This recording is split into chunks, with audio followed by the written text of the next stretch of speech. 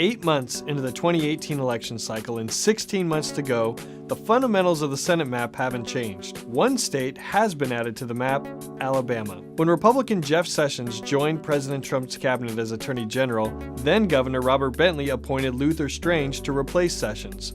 But new Governor Kay Ivey set the special election for this year rather than next. Strange must navigate a competitive primary next month to fill the remainder of Sessions' term. Democrats are still on the defensive next year. They've got 25 senators up for re-election, including 10 states Donald Trump won in 2016, and 5 states that both Trump and Mitt Romney carried in the last 2 presidential elections.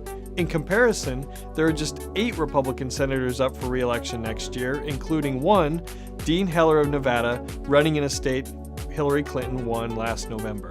In the short term, those Trump state Democrats were supposed to be a reservoir of votes for Senate Republicans in the White House, but it just hasn't worked out that way on most issues. 3 Trump state Democrats, Heidi Heitkamp of North Dakota, Joe Manchin of West Virginia, and Joe Donnelly of Indiana, voted to confirm Neil Gorsuch to the Supreme Court. But otherwise, there isn't a lot of evidence that the most vulnerable Democratic senators are worried about opposing the president. Next year, those Trump state Democrats were supposed to translate into a large batch of takeover opportunities, but Republicans can't get too cocky about the map. 110 out of the 114 senators from the opposite party of the president have won re-election in midterms since 1982, according to Harry Enton at 538. Of course, that 96% is partially dependent on the map of each cycle, but that's not a small sample size, and Democrats have some savvy incumbents up this cycle. So while Republicans should expand their majority significantly according to the presidential map, the realities of the midterm election and strength of Democratic incumbents could make that task more difficult. History isn't kind to the senators from the same party as the president who are up for re-election in midterms. Their re-election rate is 80%, 103 out of 128 since 1982. That's bad news for GOP Senators Dean Heller of Nevada and Jeff Flake of Arizona. Re-electing Heller and Flake should be a priority for Republicans because it will help the party gain seats.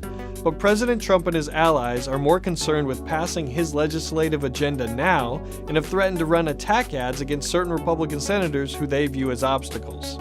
And while they might disagree on the tactics, GOP strategists agree that Republicans need to deliver on more legislative promises to avoid voter apathy next year. But if Trump supporters blame congressional Republicans for blocking the president's agenda and don't turn out to vote, it could cause a GOP catastrophe in the midterms.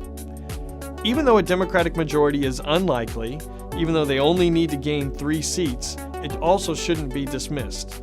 Republicans faced a difficult map and a historically unpopular presidential nominee in 2016, yet the party limited its losses and held the majority.